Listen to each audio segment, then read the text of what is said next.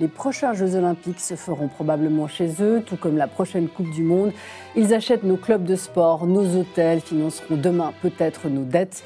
On leur prête l'avenir de la planète et la promesse de paix au Moyen-Orient. Les pays du Golfe, Arabie Saoudite et Qatar en tête, sont devenus les nouveaux maîtres du jeu. Mais à quel prix pour nous? Eh bien, on en parle ce soir dans Le Point. Bienvenue à toutes et tous sur Les Monts Bleus.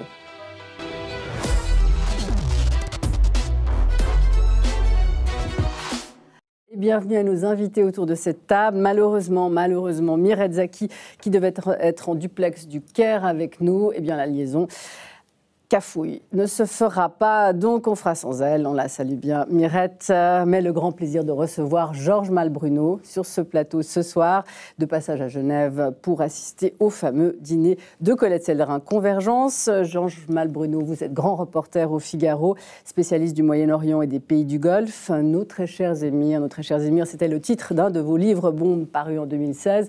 Nos très chers émirs n'ont aucun secret pour vous, presque.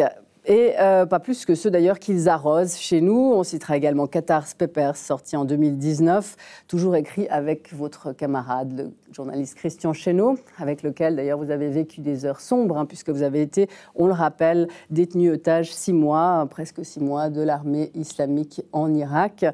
Christian Chesneau, avec qui vous partagez de nouveau la plume pour sortir un biopic sur Mohammed Ben Salman, MBS confidentiel, on le voit passer à l'écran, paru chez Michel Lafon. MBS, c'est l'homme du moment. Prince héritier et déjà régnant dans les faits en Arabie Saoudite. C'est lui qui découpe les journalistes dans les ambassades, mais qui fait aussi de l'Arabie Saoudite l'un des acteurs phares de la géopolitique et de l'économie mondiale. Philippe Ball, bienvenue. Ancien directeur de Charlie Hebdo et de France Inter, et notre éditorialiste maison. On rappelle, vous venez de publier Rire aux éditions L'Observatoire. Rien à voir, encore que, parce qu'il y a la guerre, évidemment, il y a le terrorisme, mais il y a aussi le foot. Hier soir, des dizaines de millions de spectateurs étaient scotchés derrière leurs écrans pour voir le Paris Saint-Germain, en demi-finale face au Borussia Dortmund en demi-finale de Champions League. Alors, éclaté pour le Paris Saint-Germain, mais malgré tout, plus de Hamas, plus de corruption, plus de barbouzerie. Derrière, les Français étaient tous pratiquement Qatar hier soir. Oui, ils étaient surtout PSG, donc par collatéralité, ils étaient Qatar, mais hélas, ça n'a pas marché. Une fois de plus, le PSG ne sera pas champion d'Europe. Le Qatar sera probablement un peu déçu, mais c'est la loi du sport. Alors, c'est deux regards, deux visions différentes. Le Qatar, effectivement, derrière le PSG, derrière toutes sortes de choses qui nous font plaisir, ou pas, mais enfin. Et puis, le Qatar qui, en même temps, aujourd'hui, est mis en accusation, notamment aux États-Unis. Ses financements seraient derrière, notamment les troubles auxquels on assiste dans les universités américaines. C'est vrai? C'est confirmé, ça, ou c'est je ne sais pas, la propagande? vous savez, le Qatar, que je connais assez bien, on a écrit quelques livres, pas toujours très sympathiques à leur égard, c'est aussi un pays qu'on adore détester. Il y a comme ça des pays dans le monde, on adore les détester et on leur prête beaucoup souvent. Le Qatar, vous savez, finance-t-il le terrorisme, etc., on y reviendra. Je pense que le Qatar, comme les autres pays du Golfe, Arabie Saoudite et Émirats Arabes Unis, ont une politique de lobbying aux États-Unis qui est extrêmement agressive, à l'égard notamment des centres de recherche, parce que c'est là un petit peu où la diplomatie se prépare. Mais tout ça se fait souvent aux États-Unis d'une manière transparente, parce qu'il y a, contrairement aux habitudes françaises, il y a une transparence justement aux États-Unis. On sait quel pays finance quel institut de recherche aux États-Unis, effectivement. Donc, voilà. Après, dire que le Qatar est derrière les mouvements pro-palestiniens aux États-Unis, ça me paraît largement amplifié. Ça n'est pas la réalité. Il y a un mouvement de contestation large, mais qu'on retrouve d'ailleurs en Suisse, qui commence à émerger. Donc je ne pense pas que ce soit le Qatar qui soit derrière les manifestations en Suisse. Voilà, on cherche un bouc émissaire. On a bien vu qu'il y a eu des accusations qui ont été proférées d'abord par Benyamin Netanyahou et les Israéliens contre le Qatar, parce que le Qatar ne ferait pas assez pression sur le Hamas, relayées aux États-Unis. Il faut quand même rappeler que le Qatar, qu'on aime critiquer, il joue ce rôle de go-between avec tous les salopards de la planète auxquels on ne parle pas. Mais s'il le fait, c'est qu'il le fait avec l'aval des États-Unis, et parfois sur demande des États-Unis. Et quand le Qatar finance ou a finançait le Hamas, il le faisait à la demande d'Israël. Le patron du Mossad, en 2019, est allé à Doha pour supplier le Qatar de continuer de payer le Hamas, pour éviter que la bande de Gaza ne s'écroule. Donc voilà, il faut ramener les choses, je pense, à leur juste proportion et ne pas tomber dans un débat binaire entre, effectivement, ceux qui financent, ceux qui ne financent pas. Non, je pense que... Quel est l'intérêt du Qatar ? C'est quand même une question, pardon Philippe, mais c'est quand même une question parce que dans l'autre camp, justement, on dit les financiers pro-israéliens sont très forts. Hein, ils menacent d'ailleurs les étudiants dans les universités américaines de ne plus avoir de poste de travail pour ceux qui manifesteraient leur soutien à la Palestine. Est-ce que chez nous, on a justement cette guerre des lobbies qui est en train, en fait, d'importer aussi, elle... Moins forte. Il me semble, en tout cas, qu'elle est moins forte. Aux États-Unis, on sait, j'ai été basé 9 ans à Jérusalem, et effectivement, l'actualité des groupes de pression pro-israéliens aux États-Unis est une actualité très couverte en Israël. Mais, donc voilà, c'est un fait. Les groupes de pression pro-israéliens aux États-Unis sont très puissants. Hein. Les groupes de pression pro-arabes sont beaucoup moins puissants, en tout cas pro-palestiniens sont moins puissants. En France, ça me semble aussi être le cas. Je veux dire, moi, vous savez, je suis journaliste, ça fait à peu près 35 ans que je couvre ce conflit. Je regarde tous les matins, si je fais le nombre de mails que je reçois justement de tel groupe de pression israélien ou tel groupe de pression palestinien, ben j'en ai 6-7 du côté d'Israël, et côté palestinien, j'ai une boucle, etc. Donc voilà, il y a eu, mais ça, ils sont, chacun est libre de, mais voilà, je pense qu'il faut pas essayer il y a effectivement des gens qui soufflent sur les braises. Aussi bien, en France, on le voit bien, des deux côtés, hein, aussi bien la France insoumise, qui récupère ça politiquement, que la droite, que certains médias, etc. Il y a même concrètement des agitateurs, on a dit. Et il y a les agitateurs, mais dans les deux camps, vous savez, j'ai fait une conférence à Sciences Po il y a un mois et demi.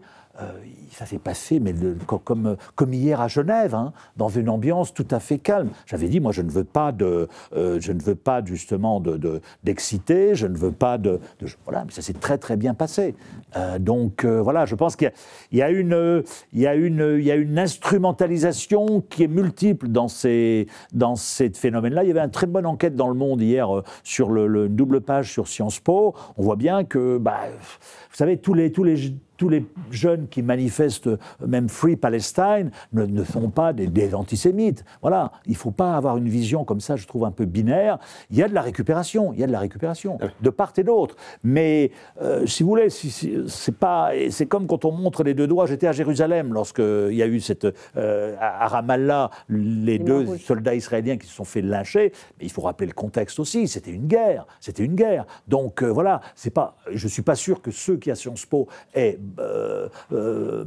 brandit ce slogan et en tête Ramallah. Donc voilà, il y a une contestation étudiante qui s'étend, et voilà, il y a une récupération aussi bien de la part de l'extrême gauche qui veut en profiter.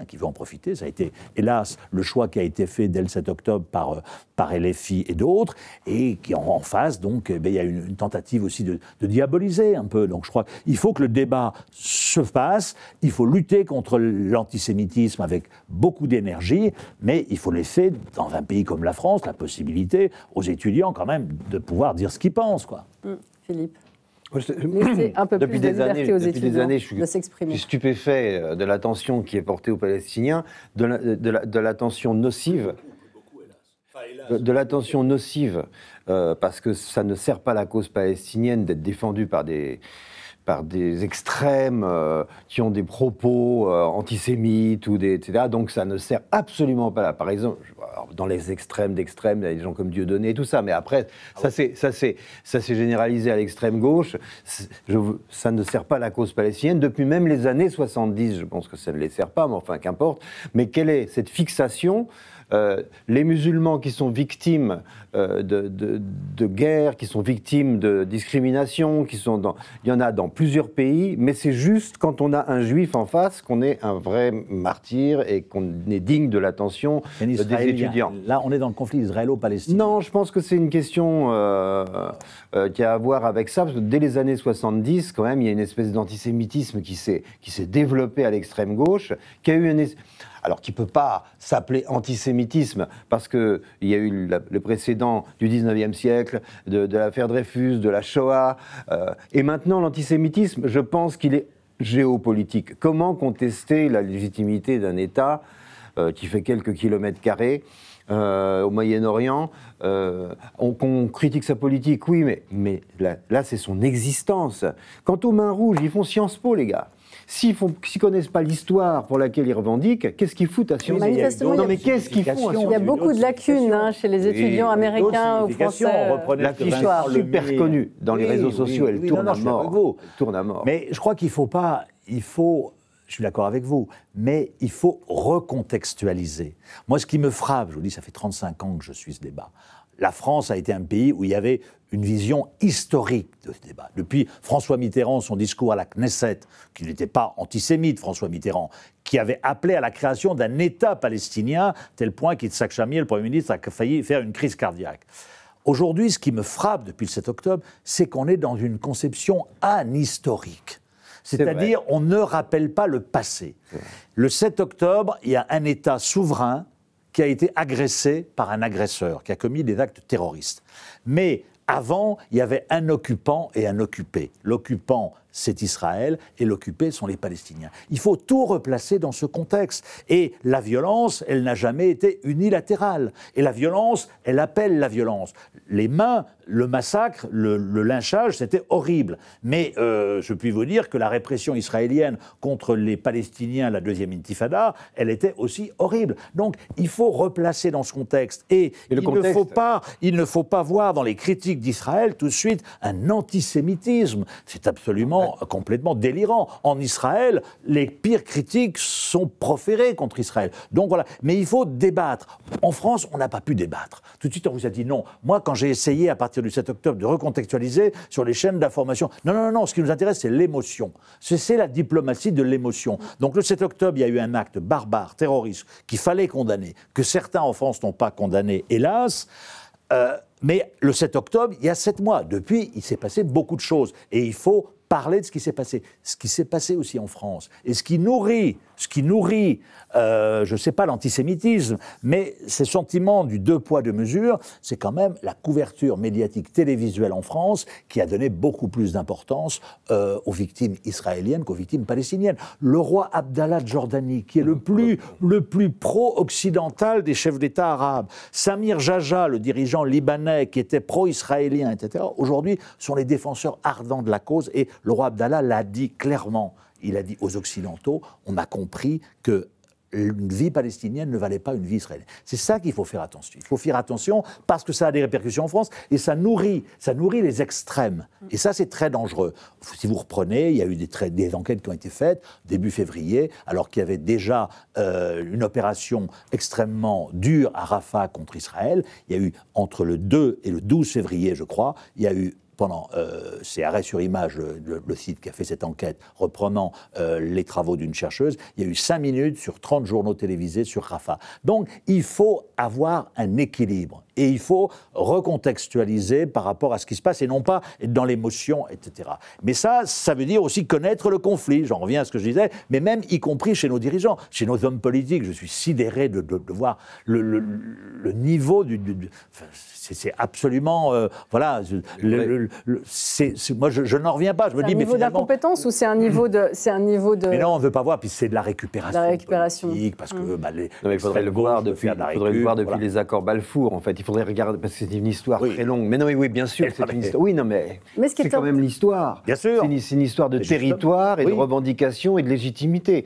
Et à chaque fois, il faut voir pourquoi ça a capoté. Au début, les propositions étaient quand même 20% du territoire. On ne va pas refaire toute l'histoire, mais la question aujourd'hui... Depuis 48, personne n'a jamais accepté. Est-ce que justement, les médias aujourd'hui sont déséquilibrés sur cette question? Non, je pense qu'en tous les cas, ça dépend quels médias, pour commencer. Les médias de service public sont plutôt favorables à la Palestine. Et ce qui est très emmerdant dans cette affaire, c'est que les Palestiniens sont en quelque sorte représentés désormais par le Hamas. Je pense pas. Non, il ne faut pas tomber dans ce piège-là, justement. Je ne pense pas que ce soit la réalité des choses. Mais dans l'esprit tel que c'est présenté et tel que c'est défendu dans les manifestations et dans les facs et tout, le Hamas est un mouvement de résistance comme les autres. Moi, je me suis battu déjà depuis la création du Hamas. J'ai eu cette discussion avec des journalistes, des confrères. Mais attendez, c'est pas un mouvement de résistance. Ils veulent rayer Israël de la carte. C'est dans leur charte. L'OLP le faisait déjà aussi. Alors aujourd'hui, oui, mais c'est plus pareil à l'OLP. Oui, c'est bien. Aujourd'hui, c'est différent. Quel est le grand absent de la crise aujourd'hui? Absolument absent de la crise, c'est l'OLP. Où est l'OLP? Elle va renaître après, justement. J'espère pour les Palestiniens. Oui, mais vous savez, elle va renaître avec le Hamas aussi dedans. Hélas, je pense, mais pas hélas, parce que le Hamas, contrairement à... C'est un peu la démocratie allemande qui renaîtrait avec le parti nazi à l'intérieur. Ça va être compliqué. Oui, ça va être compliqué, mais si vous faites, je veux dire, c'est ce qui va se passer, parce que contrairement à ce qu'on nous rabâche, moi j'y ai pas cru, parce que je connais la réalité du terrain, le Hamas ne va pas être éradiqué. On voit bien, ça fait 7 mois qu'il y a une opération militaire. Justement, on dit tout et son contraire. On en est où, justement, on en est où? C'est qu'on en est où? On en est que les deux objectifs fixés par Israël, la récupération des otages, l'éradication du Hamas, aucun d'entre eux n'a été atteint. Et donc, c'est la raison pour laquelle, effectivement, Netanyahou, dans les négociations qui ont lieu actuellement... Mais les pertes, les déstructurations, justement, du réseau, ça, c'est un fait Les pertes, vous avez peut-être 15 000 combattants du Hamas qui ont été tués, c'est ce que me disait un général israélien, ils en ont 40 000. Ils en ont 40 000. Et donc ils peuvent durer. Les Américains, qui ne sont pas anti-israéliens, les renseignements américains ont dit en janvier, Israël devra faire face à une résistance armée du Hamas pendant des années. Voilà, donc on est là aussi en Israël. Hélas, Israël est dirigé par Netanyahou qui conduit Israël. C'est pas moi qui le dis, c'est Thomas Friedman, the worst Israeli Prime Minister, à sa perte. Et le dire, c'est pas être anti-israélien, c'est justement donner un bon conseil aux Israéliens. Je pense qu'il faut que les Israéliens se réveillent et qu'ils écartent toute cette clique Benjamin Netanyahou et les ministres suprémacistes juifs et qu'ils remettent à la place une direction qui revienne aux fondamentaux, c'est-à-dire un partage de la terre. Vous faisiez allusion à ce conflit, c'est un conflit territorial. Et non pas, comme on a essayé de nous le dire, un conflit religieux, tout ça. Bla. Mais alors, c'est pas clair. C'est pas clair. J'aimerais vous entendre justement sur le cabinet, parce qu'on dit Netanyahou, mais c'est vrai que c'est le cabinet de guerre qui décide. Et puis quand on entend Benny Gantz ou certains généraux plutôt à gauche, on n'a pas l'impression qu'ils soient extrêmement plus modérés que Netanyahou. Oui, parce qu'ils ont été prisonniers de leurs objectifs militaires qui ont été fixés trop haut. L'éradication du Hamas, Vous savez, en Israël, il faut écouter ce que disent les anciens patrons du Mossad, les anciens chefs d'état-major, Ephraim Halevi, Tamir Pardo et d'autres, ou Amir Ayalon, qui est un excellent ancien du Shin Bet. Ils vous disent, on va dans le mur. Il faut recréer de la politique. On va dans le mur. On n'arrivera pas à éradiquer le Hamas. Netanyahou, hélas, je pense qu'il a besoin, je pense que même actuellement, il aura besoin que le Hamas survive pour continuer d'avoir en face de lui un épouvantail. Il faut quand même... C'est ce qu'il a cru longtemps. Oui, c'est ce qu'il a cru longtemps. Il a joué à la politique du pire, vous êtes d'accord avec moi? Oui, alors, la nouvelle... israélien qu'il pense. Il faut retourner à une direction israélienne où on négocie. Mais je reviens à ce que je vous disais sur l'OLP. La grande leçon du 7 octobre, hélas, c'est que le Hamas, aujourd'hui, comme il ne sera pas éliminé, alors, c'est ce que j'ai dit à Khaled Meshal quand je l'ai vu en décembre, un des dirigeants du Hamas, Je dis, vous êtes infréquentable. Donc on ne peut pas vous... alors il m'a dit, on peut peut-être changer de nom, etc. Il faudra trouver une solution pour ces gens-là qui resteront, parce que le Hamas ne disparaîtra pas, hélas, de la carte. Vous dites mais là, attendez, l'annonce justement, une des annonces aussi de ces jours et d'aujourd'hui, c'est effectivement Joe Biden qui dit que des livraisons de bombes ont été annulées pour Israël.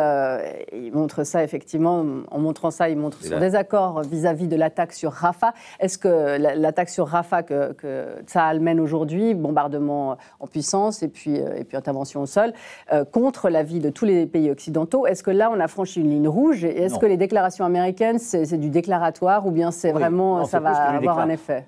On n'a pas franchi une ligne rouge. Benyamin Netanyahou et son cabinet de guerre exercent une pression militaire sur le Hamas avec lequel ils sont en train de négocier. On n'est plus très loin quand même d'un accord. On est quand même plus très loin parce qu'il y a eu des concessions, y compris israéliennes, très fortes, il y a une quinzaine de jours. Hein. Mais bon, ça coince encore, donc Netanyahou et son cabinet de guerre exercent une pression militaire forte en entamant une opération militaire limitée à Rafah. Les États-Unis, vous l'avez dit, ne veulent pas d'une opération militaire d'ampleur. Ils l'ont dit, c'est une ligne rouge. Les Israéliens le savent, mais ils voient qu'effectivement, ça continue. Donc, il y a le carton rouge qui a été lancé la nuit dernière en disant, voilà, 2 livraisons de bombes, quand même 3700 bombes, 3500 bombes ne seront pas livrées. Mais ça n'est pas, il n'y a pas une ligne rouge qui a été franchie. Et vous savez, il y a un engagement du patron de la CIA qui n'arrête pas de faire la navette entre Tel Aviv, Le Caire, Washington, Doha, etc., qui mouille sa chemise parce que ce sont les États-Unis qui vont garantir l'accord qui, j'espère, aura lieu entre le Hamas et Israël pour arriver à, effectivement, la sortie des otages, l'entrée de l'aide humanitaire, que la population de Gaza souffle un peu. Donc voilà, mais on est dans la dernière ligne droite, et dans la dernière ligne droite, entre 2 partenaires qui ne se font pas confiance, il y en a un qui a envie de profiter, l'autre, etc. Donc voilà, mais j'espère, et les Américains l'ont dit encore hier soir, ils sont optimistes, simplement, il faut passer d'une logique de 7 mois de guerre à une logique de désescalade. Et là, on revient à ce qu'on disait tout à l'heure, Israël n'a pas atteint ses objectifs. Et donc, il y a 3 séquences de 42 jours de trêve qui sont prévues. À l'issue de la première des 42 jours, Israël a fait la concession de dire on est prêt à négocier un calme durable. Alors, un calme durable, ce n'est pas encore un cessez-le-feu, mais on y vient. Le Hamas exige, lui, effectivement, un cessez-le-feu au bout de cette première séquence de 42 jours. Mais si au bout de cette séquence de 42 jours, les Israéliens n'ont toujours pas chopé Sinwar et Deif, les architectes de l'attaque terroriste du 7 octobre, ça va poser un problème. Et donc, c'est pour ça que Netanyahou a besoin d'aller un peu plus loin, sauf que je ne suis pas certain qu'au bout de 42 jours, j'en suis même pas certain du tout, ils arrivent à décapiter le Hamas. Donc, voilà, encore une fois, il faut que chaque camp sauve la face, mais il faut espérer qu'il y ait cet accord de trêve, parce que c'est un accord de trêve qui va beaucoup plus loin que l'échange des otages. C'est un accord de trêve sur le retour des Palestiniens du sud au nord, l'arrivée de l'aide humanitaire, et puis le retrait d'Israël. Le retrait d'Israël, l'après-Gaza. L'après-Gaza, l'implication de ce fameux Mohammed bin Salman, dont les négociations avancent avec les États-Unis. Donc c'est pour ça que c'est très compliqué de passer de 7 mois d'une guerre totale à une période de calme. Surtout qu'hélas, le Hamas est très diminué militairement, mais il est loin d'être vaincu. Et pour Israël, donc, pour l'instant, ça n'est pas un succès. Donc, mais ça pourrait intervenir dans les prochains jours. Donc, on arrive à cet accord et que donc on soit quand même dans la dernière phase. Dans une désescalade. Dans une désescalade pour arriver à une solution. Oui, avec la libération. Vous savez, on sait qu'il y a les femmes et les plus vieux sortiraient au cours de ces 42 premiers jours, mais ça veut dire combien par jour, en échange de combien de prisonniers palestiniens, où est-ce qu'on envoie les prisonniers palestiniens? Israël dit, moi je ne veux plus les avoir en Israël ni en Cisjordanie, je veux les avoir à Doha. Le nombre de Palestiniens qui remonteraient du sud au nord par jour, protégés par qui? Les Israéliens disent, c'est nous qui allons contrôler, le Hamas dit pas question. Donc on est dans de l'horlogerie suisse, si je puis dire. Donc c'est pour ça que ça prend, il n'y a pas de confiance. Et donc, il faut que les Américains garantissent ces accords, mais il faut espérer. Et puis, en plus, s'il n'y a pas d'accord, comment Israël va récupérer ses otages? Il pourra Combien pas. sont vivants encore? Vous pensez qu'ils ont été protégés dans les tunnels ou bien ils sont... Je pense, je sais pas, Ehud Barak, l'ancien Premier ministre, a dit à Foreign Affairs qu'il y en avait probablement une bonne moitié qui était encore vivants. Donc je pense qu'il y en a encore une soixantaine qui sont vivants. Hélas, pas assez, pas autant qu'on le pense, mais il n'y a pas d'autre solution si on veut mettre fin à cet épisode absolument sanglant. Simplement les objectifs fixés par Israël ont été très très élevés et donc aujourd'hui ils ont un petit peu de mal, quoi. Comment on peut faire confiance à des gens qui assassinent les otages On ne fait jamais la paix avec ses amis. Oui, non, mais il y a ennemi et ennemi. Est-ce que le problème, au fond, ça n'est pas que le Hamas étant une émanation des frères musulmans, est-ce que ça explique pas toutes les difficultés de cette affaire? Parce que les liens des frères musulmans avec l'Iran sont avérés depuis longtemps. Oui. Voilà.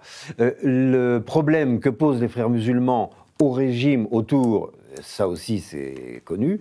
Est-ce que, quand on dit que le conflit est religieux des deux côtés, du côté israélien, le conflit religieux, numériquement, il est minime. Il est important par le jeu des coalitions à cause de la proportionnelle intégrale, mais numériquement, il est minime. Tandis que du côté du Hamas, du côté palestinien, il est massif le problème religieux, puisqu'on l'a le même jusqu'à chez nous. Donc, c'est-à-dire, je pense que le Hamas, frères musulmans. Oui, mais c'est pas le Hamas, vous l'avez dit, justement, est l'émanation palestinienne du mouvement des frères musulmans. Mais c'est un mouvement islamo-nationaliste. C'est pas un mouvement, comme on a essayé de nous le faire croire le 7 octobre, c'est un mouvement djihadiste. Non, ils ne sont jamais sortis du cadre israélien. Non, leur combat. Ils nourrissent le djihadisme. Oui, Ils ne sont pas actifs dans Non, ils ne sont pas si noirs à lutter contre les djihadistes avec les services de renseignement égyptiens dans le Sinaï. Non, il faut dire les choses telles qu'elles sont. Il faut dire les choses telles qu'elles sont. Donc, mais ce qu'il y a, c'est que la meilleure façon de lutter contre le phénomène religieux que vous décrivez, le Hamas, c'est de faire monter l'autorité palestinienne, l'OLP, etc. Israël a passé son temps, depuis 15 ans, en particulier Benyamin Netanyahou, à affaiblir l'autorité palestinienne pour qu'on ait un Hamas puissant, pour qu'il n'y ait pas d'État palestinien. La meilleure façon d'affaiblir le Hamas, c'est de gonfler l'autorité palestinienne, de revenir aux deux États, d'en finir avec l'occupation. Et donc, voilà, mais ça, on a du mal à... Et où Alors, justement, on va voir... Marwan Barghouti, il est en prison. Non, mais je sais qu'il est en prison, mais sur quelle position il est en ce moment? Mais Marwan Barghouti, il est sur une position... à la fois de conciliation. Mais Israël ne veut pas le faire sortir. Et les États-Unis, probablement non plus, parce qu'ils disent qu'il a participé en 2000 pendant l'intifada. Je pense que le problème, c'est qu'on a affaire aussi bien à la direction israélienne qu'avec le Hamas, à des gens qui sont dans une posture comme ça d'opposition permanente, parce qu'ils ont besoin de cette opposition, sinon le Hamas n'existe pas et Bibi n'existe pas. Mais si on réagit, et de manière pragmatique, on a un type, Marwan Barghouti, que j'ai bien connu, moi, jusqu'en son arrestation en 2002, qui était un partisan de la paix avec Israël des deux États, qui avait plein de copains israéliens, etc.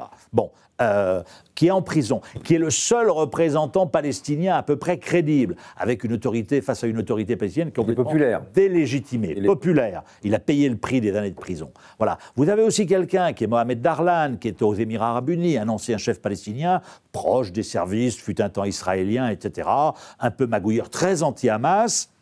Voilà, eh bien, je pense que, alors, certains y pensent, dans le Golfe en particulier, il faudrait effectivement, pour arriver à cet objectif américain de revitaliser l'autorité palestinienne, dire à Mahmoud Abbas, écoute, t'es sympa, mais à 87 ans, tu vas finir ta vie à Doha, où tes enfants font plein d'argent, et donc, on fait sortir Marwan Barghouti. La Cisjordanie, il est légitime, et on a Darlan à Gaza pour relancer, fort de ses bonnes relations avec les pays du Golfe, qui vont financer la reconstruction. Mais sauf que les Israéliens disent non, Marwan Barghouti, ils ont encore durci son régime de détention. Donc voilà, Pas seulement, hein, les colonies, depuis janvier, sont légales, mais... même celles qui étaient illégales. Et puis, effectivement, il y a des centaines de milliers de colons qu'il faudrait évacuer. Mais justement, pour déverrouiller les choses, hein, on revient à l'Arabie Saoudite, qui est perçu comme le grand sauveur dans cette situation-là. On écoute Gilles Kepel, qui était la semaine dernière sur l'autre plateau. L'État palestinien et la nécessité pour créer un Moyen-Orient futur, d'ailleurs que financeront les Saoudiens, sont les seuls qui ont l'argent. Les Saoudiens ne peuvent financer l'État palestinien, qui est juste à leur nord, que s'il n'y a pas de doigt iranien à l'intérieur. C'est ça l'idée. Par ailleurs, la grande ville, le fantasme phare ou pharaonique, je ne sais pas, de Mohammed Ben Salman, la fameuse ville de Neom, qui sera la métropole du Moyen-Orient, à côté pas loin du canal de Suède, au sud du golfe d'Aqaba, elle ne peut exister que s'il n'y a pas l'enfer sur terre 60 à 100 km au nord, c'est-à-dire à Gaza. Vous voyez, donc il y a un certain nombre de forces qui ont intérêt à cela. Et à partir de ce moment-là, même si aujourd'hui la population israélienne considère que du fait du traumatisme du 7 octobre, il n'est pas question qu'il y ait un État palestinien, ils seront contraints, en se projetant dans l'avenir d'Israël, qu'il y en ait un. Sinon, c'est la perspective même de la pérennité d'Israël qui sera mise en cause. Condition sine qua non, la création d'un État palestinien pour l'Arabie Saoudite. Le problème, c'est que c'est impraticable, parce qu'à Gaza, on pourra reconstruire quelque chose, mais en Cisjordanie, vous avez 500 000 colons. Il n'y a plus d'unité territoriale, c'est pas possible. Donc, il faudra envisager soit un retour des colons israéliens chez eux, c'est pas très loin. C'est la guerre civile. 15 kilos. Je sais pas, c'est la guerre civile, vous savez, à Gaza, il y en avait beaucoup moins. Mais là, on paie le prix de notre inconséquence, parce que la colonisation, c'est aussi bien d'ailleurs la gauche que la droite israélienne qui l'a pratiquée.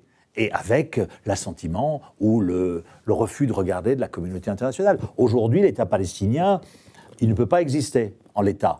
Donc voilà, vous savez, la répétition, la rhétorique sur les deux États, c'est le cache-sexe de notre lâcheté, de notre impuissance pendant des années. Parce que pendant des années, on se disait ce conflit, ça nous embête, voilà, mais finalement, il n'y a pas de violence, sauf tous les 2-3 ans, il y avait une opération. Donc, on s'en détachait. Et même les pays arabes, l'Arabie Saoudite était prête à signer les accords d'Abraham sur le dos des Palestiniens. Mais les Palestiniens, la cause palestinienne est oubliée, etc., c'est fini. Regardez, les Arabes vont faire la paix avec Israël, etc. Moi, je disais, je pense que c'est pas fini, parce que si vous allez vous balader dans les territoires, puis si vous connaissez un peu l'histoire, vous savez, quand vous êtes palestinien, vous avez été biberonné depuis 50 ans à la résistance, etc. Et donc, tout ça, hélas, est remonté à la surface le 7 octobre. Mais voilà, mais ce qui est sûr, c'est que l'Arabie Saoudite est le pays, et Mohammed bin Salman en particulier, qui jouera le rôle moteur à la fois dans la reconstruction et dans la stabilisation de la bande de Gaza. C'est les messages qui ne cessent de passer à Blinken, le secrétaire d'État américain. Simplement, il y aura un coût pour Israël qui sera plus élevé que ce qui devait avoir lieu avant le 7 octobre. Avant le 7 octobre, Mohammed bin Salman négociait déjà avec les États-Unis pour une normalisée avec Israël, en bradant la cause palestinienne, parce qu'il s'en fiche, lui, contrairement à son père. Sauf que là, aujourd'hui, il y aura un coup. Les Saoudiens ont dit clairement, la balle maintenant est dans le camp d'Israël. Nous sommes prêts à normaliser avec Israël, mais il faut qu'Israël s'engage, je les cite, vers une voie irréversible vers un État palestinien. Mais justement, si son père décède, est-ce qu'il ne s'en fichera pas de nouveau Non, parce qu'il a sa population quand même. 90% des... Non, ce qu'il voit à la télé sur ce qui se passe à Gaza depuis 6 mois, non. Vous savez, les opinions arabes sont très remontées aujourd'hui.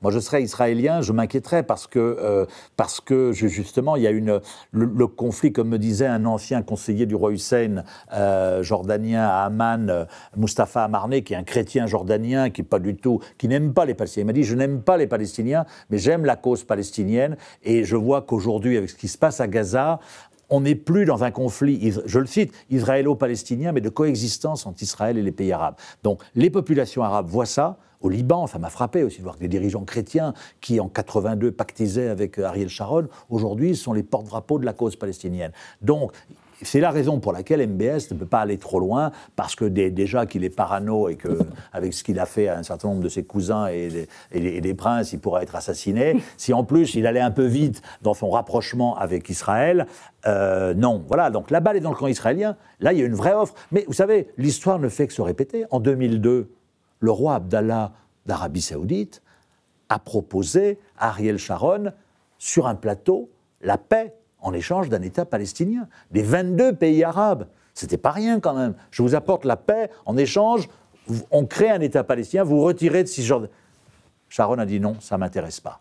Donc voilà, donc MBS va refaire ça, mais d'une façon différente. Mais Israël doit se poser la question de savoir, c'est ce que disent d'ailleurs les éditorialistes américains, c'est Rafah ou Riyad. On doit choisir entre une opération à Rafah, hypothétique contre le Hamas qui détruirait, etc., et l'alliance avec Riyad, etc. Mais du coup, qu'est-ce qui... Pardon. Je voulais... on dit une solution à deux États. On est, en gros, toute personne qui essaye de raisonner un peu froidement, pense qu'il faut deux États, effectivement. Je suppose que vous le pensez aussi. Bon. Mais quel État? Parce que quel État est compatible, peut voisiner, quel régime politique peut cohabiter, parce que c'est une cohabitation, c'est presque un briquet. Donc, est-ce qu'un État, est-ce qu'une théocratie musulmane peut... Bah oui, non mais... Et on n'est pas dans le... Non, mais il y avait un processus qui s'appelait le processus d'Oslo. Oui. Qui a avorté, pour des raisons, parce qu'il y a eu le Hamas d'un côté qui a pillé, et puis il y a eu la droite israélienne qui en a profité, etc. Et il y a eu la répression terrible de la deuxième intifada, etc. Bon, mais les Palestiniens, ils ne sont pas Hamas à 98%. J'ai vécu 9 ans à Jérusalem-Est, je l'ai fréquenté, et encore maintenant, mais... L'État, il faut revenir au droit international. Il y a des résolutions de l'ONU, quand même, qui ont été adoptées en 1967. La Cisjordanie, Jérusalem-Est, Gaza, territoire occupé. Okay. Et l'État palestinien, il va dans ces territoires. C'était la base des accords d'Oslo, la paix contre la terre. Et donc, il faut revenir à ça, sauf qu'aujourd'hui, effectivement, vous avez 500 000 colons israéliens qui sont venus là, en violation quand même des accords d'Oslo, peut-être pas de la lettre, mais de l'esprit. Donc là aussi, ça renvoie sur le fait, est-ce qu'Israël voulait vraiment un État palestinien ? Mais sauf qu'aujourd'hui, il faut revenir à ça. Et alors, il y aura peut-être des échanges de territoires. Ça avait été évoqué en 2002. Voilà. Mais sauf quand vous avez 500 000 colons, que vous avez quand même une droitisation de la société israélienne depuis 2005, etc., avec, même si les religieux sont quand même de plus en plus fort. Allez vous balader à Jérusalem, vous verrez, moi j'ai vécu 9 ans. Ah oui, mais c'est pas tout Tel Aviv, c'est pas tout Israël. Mais il y a quand même une droitisation et une prépondérance du sionisme religieux. C'est pas Tel Aviv. Non, c'est pas Tel Aviv, mais qui compte, et on voit bien. Et le gouvernement israélien, on est le reflet aujourd'hui, c'est une démocratie, ils l'ont élu. Donc voilà, il faut revenir, je crois qu'Israël doit... Il faut oublier que le logiciel de la force pour Israël a marché pendant 70 ans. Mais il n'a pas que ça, Israël. Oui, il n'a pas que ça. Mais Israël, il n'a pas marché le 7 octobre, hélas. Dans son jeu, il a beaucoup. D'ailleurs, vous le décrivez très très bien, que justement, vous dites d'Israël, le prince héritier attend surtout des investissements financiers, des coopérations économiques dans le secteur des hautes technologies, ainsi qu'une collaboration plus importante que celle qui existe secrètement depuis des décennies dans le domaine des renseignements, en particulier face à l'Iran, la menace commune.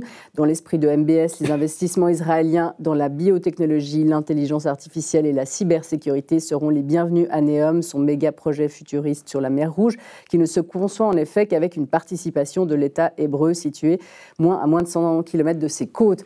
Israël a beaucoup de cartes dans son jeu. Je veux dire, la pression, elle n'est pas uniquement bien sur sûr. Elle, mais elle la met aussi. Bien Donc, qu'est-ce qui nous donne l'assurance que justement les pays voisinants, comme justement l'Arabie Saoudite, vont faire pression finalement pour créer un État palestinien et arranger les choses, ou que tout va remettre... Ils vont pas faire pression, mais comme on l'a dit tout à l'heure, c'est eux qui vont financer la reconstruction et la stabilisation de Gaza avec l'autorité palestinienne. Mais avant le 7 octobre, la majorité des Saoudiens, la majorité du monde arabe, peut-être pas en Irak, peut-être pas dans des pays comme ça, le fait israélien était accepté. le fait israélien était accepté. Mais il faut justement un État palestinien. Il faut rendre aux Palestiniens une dignité. On l'avait oublié parce que la cause palestinienne avait été oubliée, parce qu'il ne se passait plus rien. Mais là, elle est revenue sur le devant de la scène et on voit bien, on avait pensé qu'avec les révoltes arabes de 2011, vous vous souvenez, effectivement, ça ne s'était pas traduit par une révolte des Palestiniens contre Israël. Donc on avait dit, certains ont dit, à juste titre finalement, ce qu'on a pensé, nous autres journalistes qui avons été, je dirais, pas élevés, mais qui avons... moi, j'ai été...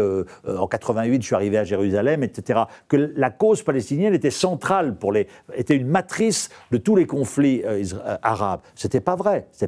Mais le 7 octobre nous a montré que finalement, c'était quand même vrai. Donc, il faut revenir à des négociations. Mais ça, aux Israéliens, de dire, voilà, il faut un État palestinien. Ils sont pas prêts, les Israéliens. Mais tant qu'il n'y aura pas d'État palestinien, ce qui m'inquiète, moi, c'est que le Hamas ne va pas... Les Palestiniens ne sont pas prêts non plus. Mais si, ils sont prêts. Ils étaient prêts. Arafat avec et les autres. Avec l'importance qu'a pris le Hamas, c'est bien compliqué. Voilà, c'est pour ça qu'il faut revitaliser une autorité palestinienne, une alternative. On revient à Barghouti, à Darlan. Plus vous affaiblissez les opposants du Hamas, moins il y aura un État palestinien et moins il y aura de paix. Voilà, il faut revenir... voilà. Chez les gens du Hamas que je connais, il y a les radicaux, Sinwar, oui, je pense que lui, c'est un radical, mais il n'est pas sur l'optique Iran, etc. Le Hamas n'est pas... Vous savez, ils ne s'aiment pas entre l'Iran et le Hamas. Il y a une alliance. D'ailleurs, l'Iran, depuis le 7 octobre, a dit, moi, service minimum, je ne veux pas de guerre totale contre Israël. Hein. Le Hezbollah, c'est la même chose. Hein. Donc, voilà. Le Hamas, c'est un mouvement islamo-nationaliste qui a perpétré des attaques terroristes avant. On a perpétré une abjecte le 7 octobre. Mais ils veulent peser sur la scène politique palestinienne et ils pèseront. Et là, aujourd'hui, il y a un consensus chez les Palestiniens pour dire le Hamas, on l'aime peut-être pas, mais grâce, hélas, au 7 octobre, la cause palestinienne est revenue sur l'avant-scène de la diplomatie. Donc il faut recréer une OLP avec le Fatah et puis avec des gens qui s'appellent le Hamas. Mais le Hamas n'a jamais aimé le Fatah non plus. Comment est-ce qu'on pourrait faire coexister justement ces deux forces dans la même, parce dans la même entité vous avez raison, mais ils se sont fait la guerre. Le Hamas a éjecté l'autorité palestinienne en 2007. Mais pour quel résultat ? Pour quel résultat ? L'État palestinien n'a jamais vu le jour. La cause palestinienne a été oubliée. Et Israël en a profité. Les Palestiniens qui vivaient sous administration du Hamas à Gaza étaient contre le Hamas. Voilà, beaucoup étaient contre. Donc il faut revenir à la fois de part et d'autre, un peu de réalisme pour les Israéliens. Dire il faut des concessions territoriales. Sans concessions territoriales, il n'y aura pas la paix. Ouais. Les États du Golfe, l'Arabie Saoudite déteste aussi justement les frères musulmans. Elle déteste les frères musulmans, ce courant-là. Donc comment est-ce qu'elle va négocier avec ils détestent les frères musulmans, mais la population aime les Palestiniens. J'en reviens à ce que me disait Mustapha Amarné. Voilà, parce que c'est une cause qui a bercé, qui nourrit l'histoire de la région depuis 60 ans. Donc c'est très compliqué parce que plus on retarde tout cela, et bien plus les problèmes sont complexes. Et encore une fois, je vous dis, le Hamas, hélas, ne va pas disparaître. Et donc, si après le Hamas, ça pourrait être encore pire. La nature a horreur du vide. Moi, je disais à mes amis israéliens sur leur chaîne I24 News depuis 1 an ou 2, je disais, vous êtes en train de vous créer, dans la bande de Gaza, par une absence de stratégie, un Hezbollah bis, un pot de pu qui un jour va nous sauter à la tête. C'est ce qui s'est passé, parce que la nature a horreur du vide, et même si l'Iran et le Hamas n'aiment pas trop, l'Iran, elle est déstabilisée, le Hezbollah aussi, on envoie des ingénieurs, on envoie des experts, et moi en 2003, quand j'ai quitté Israël et la Palestine, les roquettes du Hamas, elles faisaient 1 mètre de longueur, elles avaient 2 km de portée, aujourd'hui elles font 150 km de portée, et il y a un réseau de tunnels qui fait qu'au bout de 7 mois, Daesh et Sinwar survivent. Donc voilà, je crois que la leçon du 7 octobre, c'est qu'il faut revenir à une solution politique. Et plus on attend, moins le rêve justement arabique de voir, qu'on va voir dans quelques instants, a des chances d'advenir lui aussi.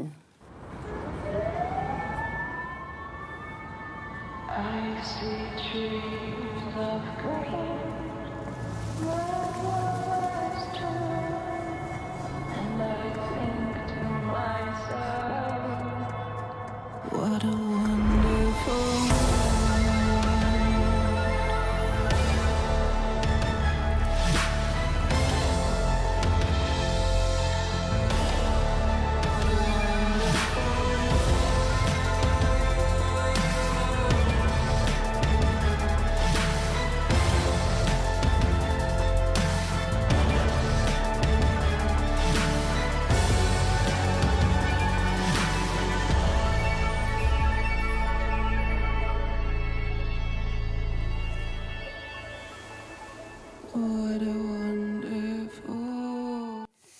The Line. Donc ça, c'est le projet NEOM, le projet faramineux de MBS, à qui, je le rappelle, vous avez consacré l'ouvrage qui vient de sortir, MBS Confidentiel. Donc ça, c'est son projet pour le Moyen-Orient, une mégapole. Voilà. Un projet futuriste de villes comme ça, on l'a vu, 170 km de long, 500 mètres de large, 200 mètres de haut, une espèce de cube en verre où vous achetez pas un studio de 80 mètres carrés, mais vous achetez des mètres cubes. Bon, c'est un projet donc situé au nord de la mer Rouge, qui n'a de sens effectivement que si effectivement il y a une interaction avec Israël, l'Égypte, etc. Bon, MBS, c'est un jeune prince héritier qui adore les jeux vidéo. Quand il était jeune, et là on le voit bien. Donc là, il y a un cabinet de consulting américain qui sont tous là-bas et qui se font beaucoup d'argent et qui l'ont convaincu de lui présenter une belle vidéo comme ça. Bon, après, on vient d'apprendre là que justement, il va un peu revoir à la baisse son projet de 170 km, etc. Mais peu importe. Ce qui est important, c'est qu'il a tracé un cap pour sa population, pour les jeunes en particulier, constituent 60% de la population, qui vivaient dans un pays archaïque avant. L'Arabie Saoudite, moi j'y vais depuis 25 ans, c'était quand même un peu moyenâgeux, avec une police religieuse où des vieux barbus vous tapaient sur les mains parce que vous, saoudienne ou étrangère, votre abaya n'était pas bien mise, etc. Aujourd'hui, les jeunes saoudiennes ne portent plus l'abaya, elles conduisent, elles travaillent, etc. Donc, ces jeunes saoudiens lui sont redevables d'avoir fixé un cap et dire voilà, on sort ce pays du Moyen-Âge, de l'emprise de la religion, etc. Alors, il y a beaucoup de démesures, il y a de la mégalomania chez lui, mais c'est quelqu'un qui a déjà révolutionné son pays et qui va continuer, y compris au plan diplomatique. Et ce qui est paradoxal, c'est qu'effectivement, il n'a pas étudié dans les grandes universités, ni américaines, ni anglaises. Il n'est pas sorti. Vous le dites, c'est un Saoudien, c'est un pur produit de la société saoudienne, tout en étant un modernisateur. Oui. Et peut-être qu'il ira encore plus loin si son père était décédé. Et donc, c'est cette contradiction. En même temps, c'est Arabic first.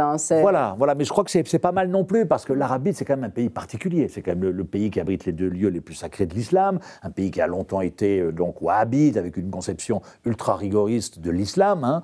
Donc, c'est pas le Liban, c'est pas même la Syrie. Donc, c'est un pays très traditionnel, très conservateur. Aujourd'hui, les filles saoudiennes qui ne sont plus obligées de porter l'abaya, elles, pas toutes, mais au moins, je pense, une bonne moitié, portent toujours l'abaya, mais une abaya colorée, qui tombe un petit peu. Et lorsque je leur demande, mais pourquoi vous la portez ? Ils disent, si je veux me marier avec un Saoudien, il faut que je lui montre quand même que on est en Arabie, on est un pays conservateur, traditionnel, et non pas habillé à l'occidental. Donc, il fait cette synthèse-là, MBS, c'est un pur produit saoudien, c'est un bédouin pour gérer des bédouins. C'était la phrase de son grand-père, Mohamed Ibn Saoud, le fondateur de l'Arabie moderne, qui est sa référence, qui disait, voilà, pour diriger ce pays de bédouins, il faut être un bédouin, et non pas, comme ses demi-frères à MBS, avoir étudié aux États-Unis, etc.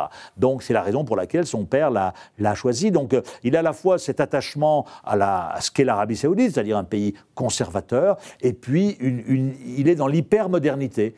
Il est dans l'hypermodernité parce qu'il dit à juste titre, les Arabes ont raté la révolution industrielle, on ne doit pas rater la révolution numérique. Et puis il se coupe aussi de l'Occident, c'est-à-dire qu'il mène sa ligne, indépendamment des États-Unis, prend le meilleur chez chacun, voilà. Mais peu lui chaud finalement Ah non, c'est lui pas qui décide du jeu. Voilà, c'est pas un idéologue, c'est quelqu'un qui dit l'Arabie d'abord.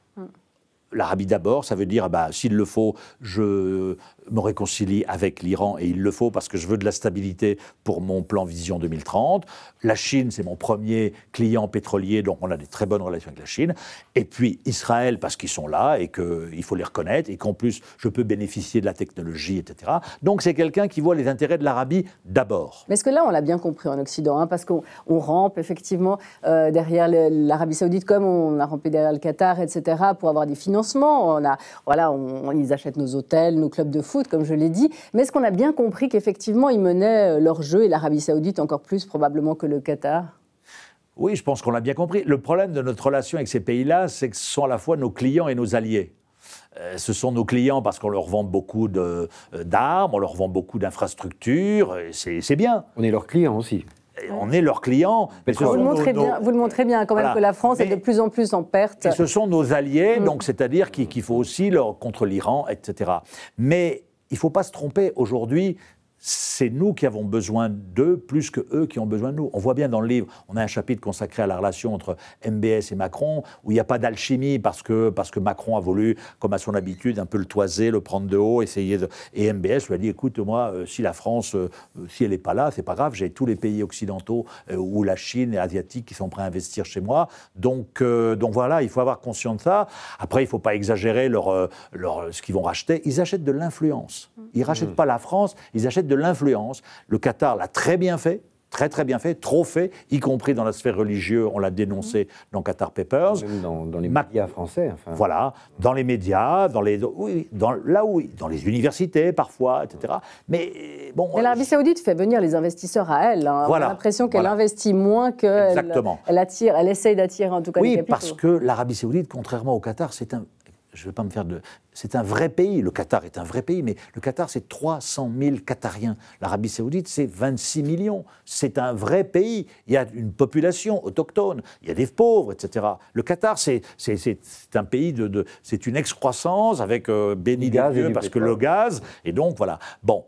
MBS, c'est autre chose, Donc, par exemple, sa politique sportive qui vise un peu à copier ce que faisait le Qatar pour à la fois mobiliser sa jeunesse et puis pour exister, mais il le fait surtout en développant les clubs sportifs en Arabie Saoudite, d'où ses achats Pas seulement, il reprend les Jeux Olympiques, il va faire les Jeux Olympiques d'hiver, qui est un scandale écologique contre lequel personne s'insurge. Il est justement il est candidat aux Jeux Olympiques d'été aussi. On raconte comment ils ont la Coupe du Monde. La Coupe du Monde, l'Expo universelle 2030, voilà, parce que si vous voulez, la diplomatie du Kardec-Tchèque, ça compte en Afrique, ça compte même chez nous. Mais ici, on n'hurle pas, on est content. Ils font. Voilà, je veux dire. Ils gèrent nos problèmes.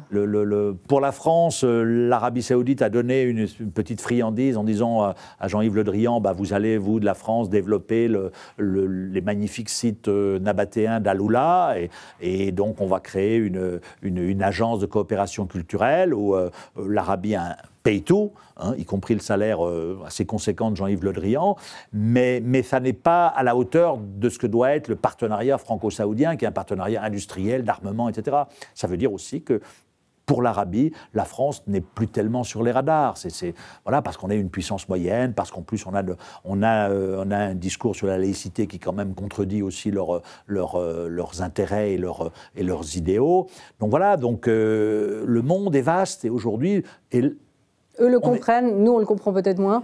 On le comprend moins, le monde dans lequel on évolue en Europe et en Suisse. Est-ce que le MBS a une vision expansionniste de son modèle de société ? Ah non, il n'a pas une vision expansionniste, il ne veut pas. Alors, il n'a pas une vision expansionniste, oui et non, mais il a surtout une vision dirigiste de ses projets et de ce qu'il doit faire, qui inquiète beaucoup ses voisins. Parce qu'en 2017, il faut quand même rappeler qu'il voulait tordre le cou avec les Émirats au petit Qatar, qui effectivement faisait beaucoup de bruit, etc. Donc, à l'époque... Leurs rapports vont mieux.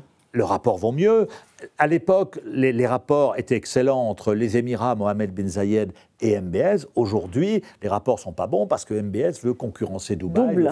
A doublé l'Émirat. Voilà. Donc, au Koweït, on a peur que tôt ou tard, effectivement, MBS, donc, il n'a pas une vision expansionniste.